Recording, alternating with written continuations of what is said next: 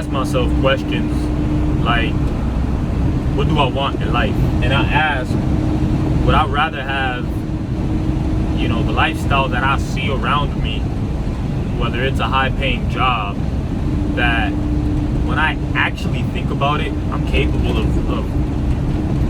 landing a high-paying job. I'm actually capable. I have the skill set.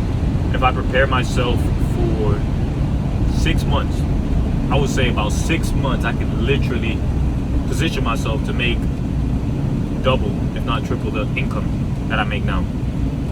And when I say position myself and prepare myself, I'm talking in terms of reading and being able to communicate in a specific way. There's a frequency, there's a wavelength, if you will, when it comes to communication. And right now, I know I don't have it. I could hear it in myself, and I'm not flowing the way that is required in order to get into specific doors. But one thing that I'm realizing is that's all is required is a specific flow of communication, speaking a language, speaking how that industry speaks. And once you're firm, or once you understand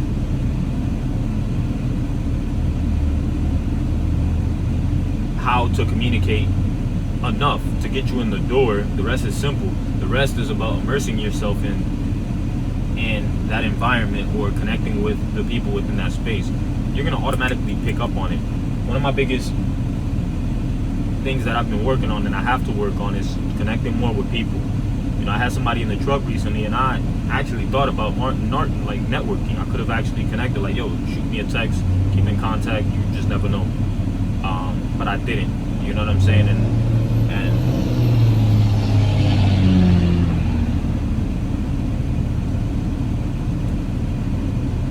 I look at it as missed opportunity, but also I think in terms of, as long as I continue making progress in life and shed good energy in the world around me, I believe that it all comes back. And I'll say this, I'm not the best from a financial point of view, I'm not the best from a credibility point of view when it comes to dollar amount, but I know that I have good habits. I have good habits in which will help me carry on and make good decisions as I continue elevating my financial position, which to me is more important. I don't want to fall into the category of having, although I wouldn't mind it, I wouldn't mind having a whole bunch of money and losing it, but I want to have it and sustain it. I want to learn how to manage it. I want to learn how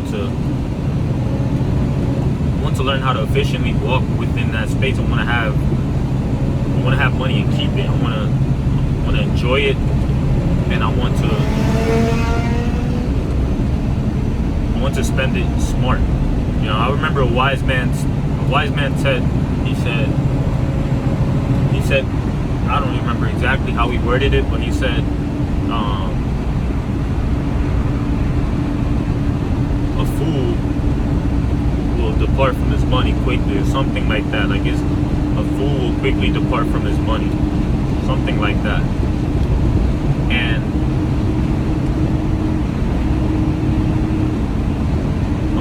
it's true, because I have had more money than I do now, and I've immediately put it in things which I wasn't confident in. I just did it for the speculation phase of it, and that's okay.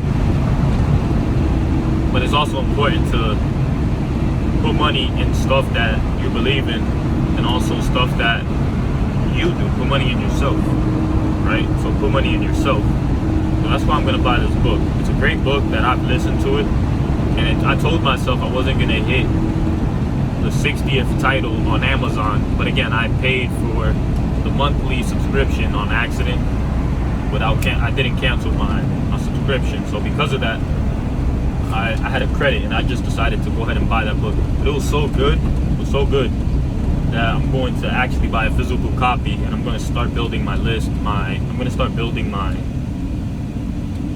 bookshelf again. I'm going to start building my bookshelf.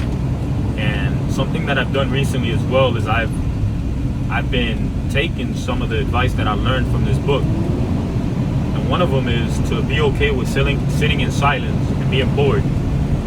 So for me, you know, it's become a habit to grab my phone and just scroll and immerse myself into the mind of somebody else, whether it be through Twitter or YouTube. And I still haven't got off the YouTube, but I have, you know, I deleted Twitter. You know, I deleted Twitter, and I may go back, but my initial reason for starting Twitter and activating myself to Twitter is for creating content and distributing. And I realized that I quickly started to get sucked in to consuming, even though I had more than enough to say and enough to put out. I got so consumed into the social aspect of it, and I started to not focus as much as I needed to focus. So instead of keeping that on my phone, I just deleted it. It's one of those things that I do. You know, some people say you just lack self-control. It's like, cool. It's like, if I have a bitch butt ass naked in my house, self-control, so what are you talking about? I'm smashing. You know what I'm saying? Put some fucking clothes on her, I'm smashing. You know what I'm saying? Like, yeah, I could exercise self-control and just keep the app on my phone and say, no, I'm not gonna do it. Or I could just help myself and not have these battles.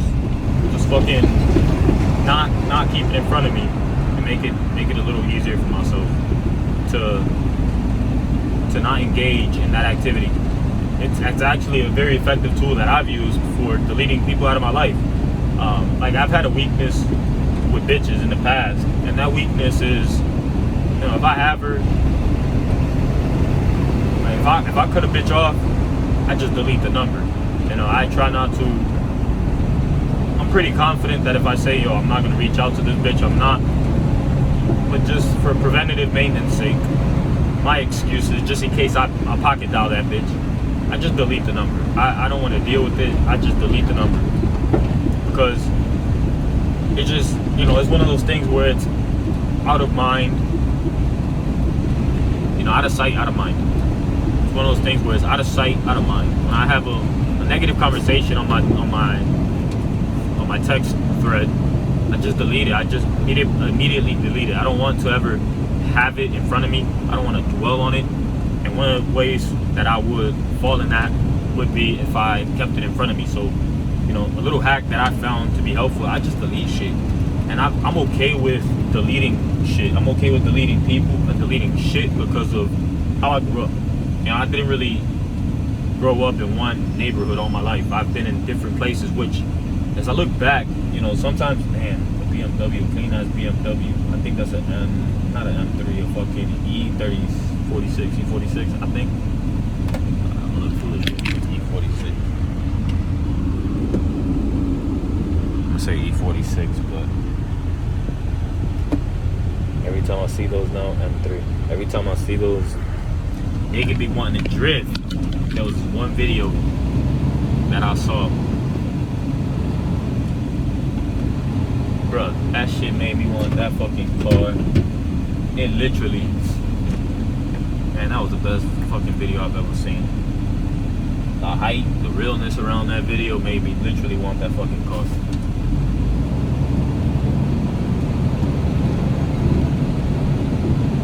But yeah, I'm gonna continue growing, you know.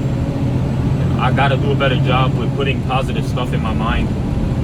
And, you know, this world is what you make of it. And it doesn't have to be physical. It doesn't, in fact, physical is a tertiary manifestation. It's tertiary, it's not primary. Primary is first, what's going through your head, what's going through your mind. You know, and I've used technology, I've used this phone as a way to get myself out of my head, and I trust that you don't make decisions, don't make an uneducated decision based on my lack of ability to communicate properly or my lack of finances. Look at the underlying lesson behind it. What can I get from what he's doing? Become a better person, become a better version of yourself, and remember, we are one.